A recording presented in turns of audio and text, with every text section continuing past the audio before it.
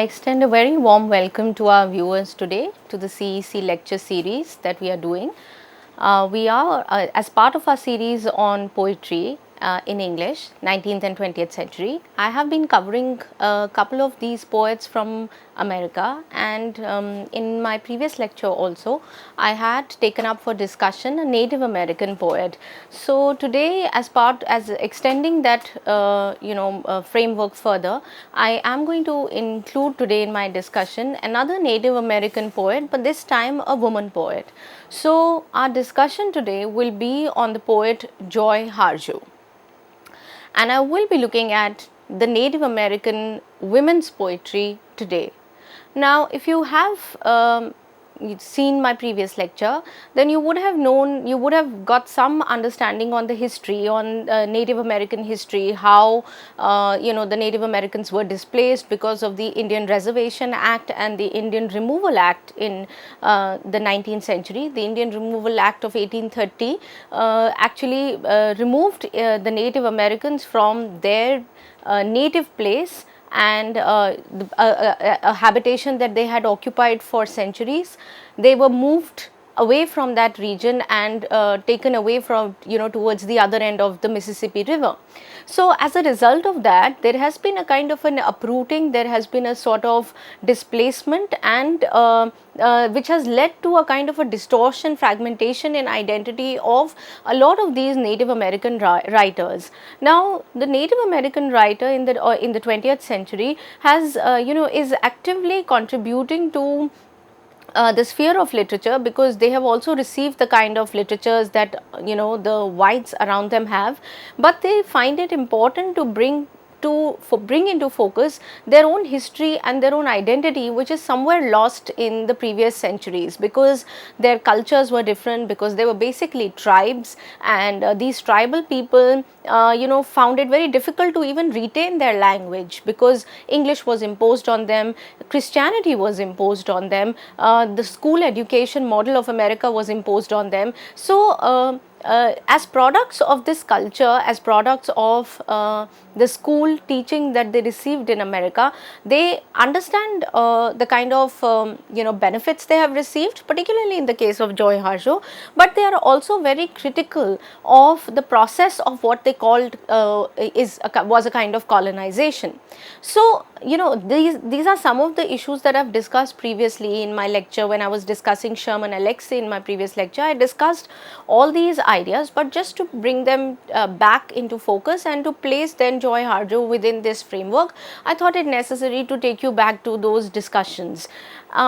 Today, since my focus is going to be Joy Harjo's poetry, I'm going to look at her specific concerns. Now, just as a kind of an introduction, Joy Harjo is actually a kind of an artist, you could call her, because her works really span poetry, music and activism.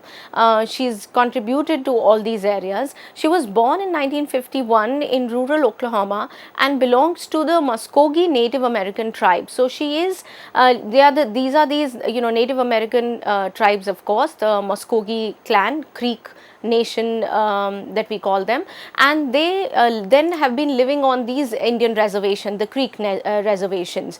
Now, Joy Harjo is a product of that. Of course, there is also the Scottish, Irish lineage, that she has from her mother's side, but her father was pure Muskogee Creek.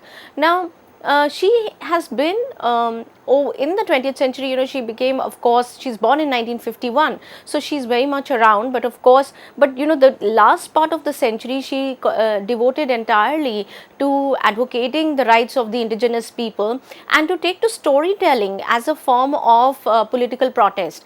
She's basically out and out a creative person, her whole life has been about creation, but she's a strong but she uses storytelling, whether it is in the form of music or poetry or her memoirs. You find that she uses storytelling as an important tool through which the lives of indigenous people can be projected. So Harjo has used literature as a way to promote a deeper understanding of Native American culture. She studied in the Indian school and in fact credits it for giving space to her what she called rough genius. Now what she means by rough genius is a sort of, the Indian school did not provide that kind of polished structure as the white schools would, but yet it kept her rough genius, as she says, intact. And there's something very interesting that she said in one of her interviews, and which I find very poignant in the case of her readings and or her poetry. She said, and I quote, "At Indian school, everyone I knew wrote poetry. It was natural because our cultures were carried in us in poetic terms. That's how concepts, ideas found root, landed and grew. Images and patterned sounds ensure memory and connection. It was and is natural to write and think in poetry." Unquote. Now, this quote actually gives you a sense of the very identity of the Native American people. She says that it is natural for our cultures, to be poetic because our cultures are poetic. You see, song, folklore, they are important parts of the Native American tribal culture, just as they are part of any tribe for that matter. But, the natural rhythms that they take from their surroundings and expressing them in songs, most of these cultures are also oral in their expression. So there is less written word but more of songs that are passed on from one generation to another.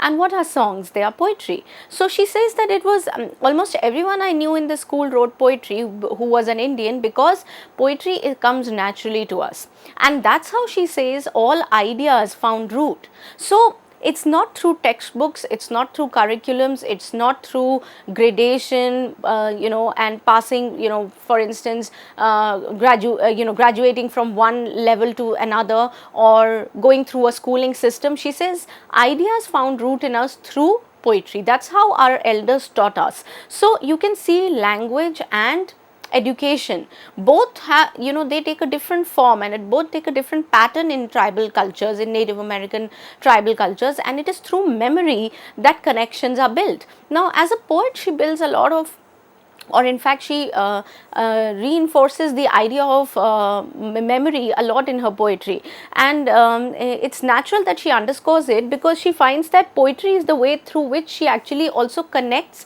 with her ancestors. It is also the way through which she connects with her surrounding, because nature, right? So in a way poetry is integral to her, and song is also an extension of that poetry, because she would write her songs, poems, and then she would put them to music and she'd also sing them.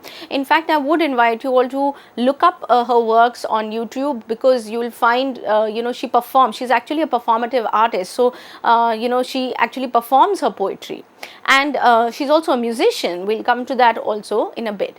Now, she completed her undergraduate studies at the University of New Mexico in 1976 and completed her master's in fine arts, where she took up creative writing as a course and poetry within creative writing at University of Iowa, and completed it in 1978. So these are still her education years, or you can say still years where she's studying, but when she's studying, she's already trying to make a living for herself. She also taught in various universities and inspired future poets and artists. But this period, particularly the period of the 1970s, when she was still studying, she, even while she was studying, she had already become a mother, and she had a nervous breakdown when in her 20s, when she was silenced by everyone around her.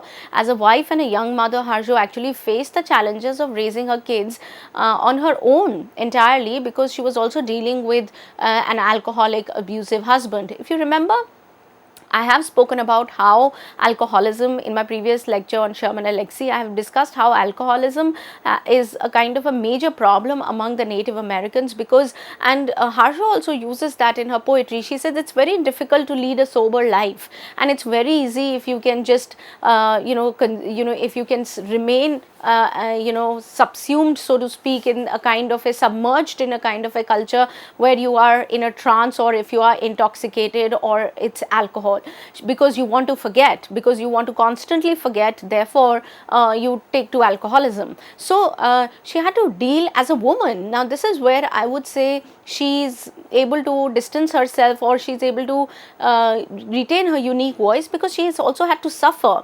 as a wife and as a mother, and face the challenges of raising her children in these situations. So as a woman, she doesn't have the luxury really, so to speak, to turn alcoholic, right? And she knows that she must come back to sustain herself. And in fact, in one of her notes, she mentioned that, and I quote, "I was a student mother. I was a student mother with 2 young children." So she is a student and at the same time a mother. "I was going to school full time, studying art, and I had to continue making a living." So you see, these things were parallelly taking place in her life. So she is multitasking, as you can see in this particular phase of her life, and she almost has a nervous breakdown. But that's in a way the way, the suffering or the struggles that she finds her way out. It is through these struggles that she finds her way out, and so to speak, she emerges as a phoenix.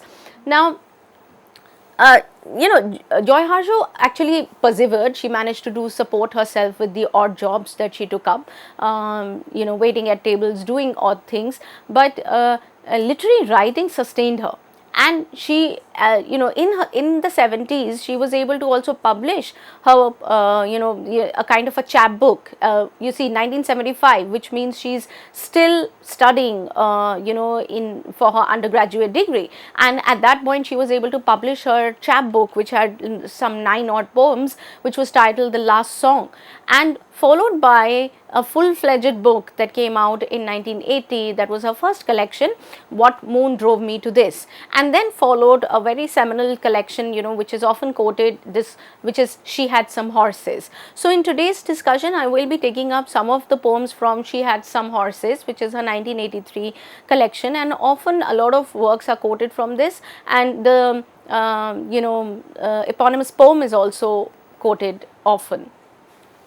Over the years, Harjo actually published 10 poetry collections, and her latest being "Weaving Sundown in a Scarlet Light," that came out in 2022. So you can see her career.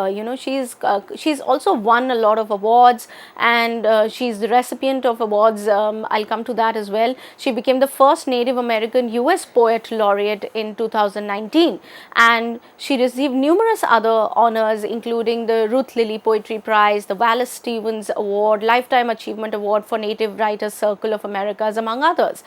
So she's won a lot of awards during this period, but she continues to write poetry, and she continues her work, because you see, for Harjo, poetry is political in its exercise. It's an act. She says, she calls, for instance, she really admired Audre Lorde, and she called Audre Lorde a kind of a warrior poet. In fact, one of her memoirs is also titled "The Poet Warrior." So in a way, she sees poetry and the poet's job as an important job, wherein the poet has the responsibility to speak about the concerns and the struggles of the people around her. So her poetry, you find, explores the theme, of course, of Native American history, but also Native American resilience, and the spirit of survival, which is where I think she connects also with a lot of black feminists, because black feminism was also about resilience and survival. And this is why you find that she actually connects a lot with Audre Lorde, because there is a black feminist that she is dealing with, and then she's talking about her own Native American experience. So as a feminist, I would say resilience and survival, these two become cornerstone of this kind of poetry. And at the same time, she has this spiritual connection with nature, and she talks about these themes as well in her work. So this is a sort of a kind of a overview that I wanted to give you of Joy Harjo as a poet. But also remember that, as I told you, she's a musician. She is a very accomplished saxophonist. She's brought out several music albums, and they blend jazz, blues, and the indigenous music. So she, in fact, in her one of her poems refers to how jazz is, seems to have roots in their culture as well. Just as jazz is associated with the black culture, she says there is this jazz which is there in indigenous music. So you could say that the writer is using these different ways through which she wants to keep the indigenous culture alive, because she said that in one of her interviews that the language of the enemy has done this kind of the most violent act, which is to destroy completely the indigenous language. And she says language is the most important way through which culture survives. And she says by killing that language, the whites have killed sort of the indigenous culture. So through her poetry, through her words and through her music, Joy Harjo actually tries to revive that indigenous culture and identity and give it a kind of, and bringing out poetry collection every couple of years from 1975 till I said 2022 is in itself a way through which she is preserving the Native American experience. And I find that in itself a very political act on the part of the poet. Now, this is a kind of an overview that I wanted you to have about Joy Harjo as a person, as a poet and as a musician. I would like to, before I go to her, discuss her poems, I would like to also give you a sense of her poetic perspective. So, and for that I will take help from her interviews. Now, what does Joy Harjo says about poetry, about life, about people around? Let's see that. And I quote from one of her interviews here. She says, "My audience starts with my tribal nation, spreads out to include those who are also trying to find a way through this particularly rough layer of the world." Unquote. Now, you can see that, who is her target audience? Is she trying to prove her point to the Westerner? Is she trying to, show it to the larger global audience, what Native Americans are like? That may be true partially, but she says my audience starts with my tribal nation. She wants to speak to her own people. She wants to make sense of the suffering that her own people face and are drowning in, this kind of fragmentation and distortion, and she wants to give them a sense of hope. She wants to start her poetry, her audience for her is her tribal nation. And she says that, and as a humanist and you could say to some extent a universalist, she spreads out and she says, I want to include all those who are trying to find a way through this labyrinth of the world, this rough layer of the world, people who can't make sense of their surroundings, people who can't make sense of the world that they are a part of. She says, I want to extend my poetry to them. So she obviously believes in the healing quality of poetry. She also believes in poetry's power to to bring about a kind of transformation. So there is something of that in her poetry as well. And when she was asked once that, how do you sustain, what sustains you? And she said that in the interview that, that we were born and we will eventually die in this place, and it's an art to figure out how to move gracefully, how to leave behind the path that will rejuvenate those who follow. So this is exactly her quote. She says that I need to, so there is a line, there is a history of women that, that she's on that path. She says that there is, you have to know how to leave behind a path that will rejuvenate those who follow. So she's a very aware poet in that sense. She's also aware that as a poet, she must leave a path for others to follow. She must leave a path for that can light the way for others. So there is a kind of a responsibility that she thinks she has as a poet. And as a poet, as a musician, she says, and I quote, as someone who's in the service of creativity is not always the easiest way, especially in these times. Unquote. So the idea that creativity is a dangerous task, that pursuing the creative angle is not something which is there for pleasure alone or entertainment alone. She says that you are in the service of creativity. So you can see already a sense of duty and responsibility that she has as a poet. Now, another interview of hers mentions how, and what she says about poetry and what she has learned from about poetry, and I'd like you to look at this as well. So she says, and I quote, I have since learned and continue to learn that poetry is a means to a path of enlightenment, if you will, and it teaches you trust to go past fear. It teaches you to tell the truth. So in a way, unquote, in a way, poetry for her is something that teaches you to trust. It is it has sustained her, of course, as she says, but it is a way through which you go past, you face your own demons, so to speak, right? You go past fear. And it also, more importantly, she says, it teaches you to tell the truth. So what you can hide, you know, in your normal parlance and your normal course of life, in poetry you cannot. And she said it teaches actually teaches you to tell the truth, and it is something that will lead you to the path of on the path of enlightenment. And she says that, you know, just as we in life we balance things out, you know, there is aesthetics, there is design. She says so in a poem all these come together. And she says that if you cannot dive deep into your own self, there is very little that you can bring on the surface, and there is very little you know, valuable things that you can bring on the surface, suggesting that poetry comes from a very deep source in one's life, and in order to access that, one needs to constantly question, and also suggesting that once you dive deep in yourself, you will find enough matter and enough valuable things to bring out, and that is your job as a poet, according to her. She says it also teaches you that whatever you say, think or do will have repercussions. So she is in that sense aware of the results also, not only of her responsibility as a poet, but also the repercussions that it will have on the following generations. So in a way, you can see the poetic sensibility of this person, who is a poet, who is a self-aware poet, and is gives a sort of a social responsibility to poetry, and considers a kind of a poetry as having a kind of a social function. Now this comes very close to what, for instance, Wordsworth would say, and what Wordsworth would think of as poetry. But I think she has that, she takes it upon herself, this task of you know, creation, and the task of also conveying to her audience the challenges that all of us face in our everyday life. And it is for this reason that you will find most of her poems have this kind of universal ring about them.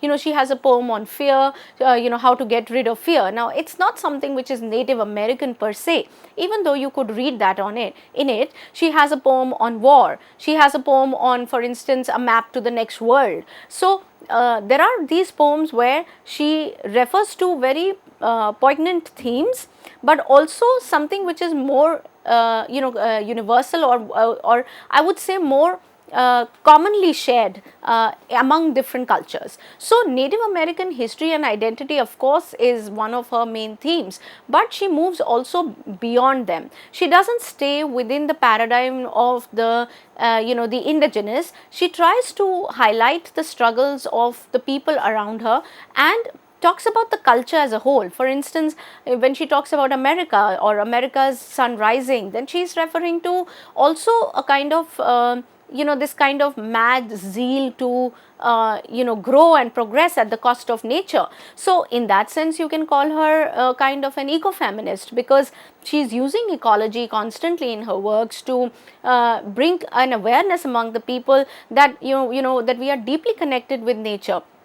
Of course, you can see the irony there, because she also goes on to say that the Christians wanted to convert us, you know, and we were heathens. But then she says that because they thought that was a better idea, but they have forgotten that deeper connection with nature is what will see us through in the you know, following years. So in a way, I think that Joy Harjo's poetry uses art to educate, to inspire, and at the same time to build harmony.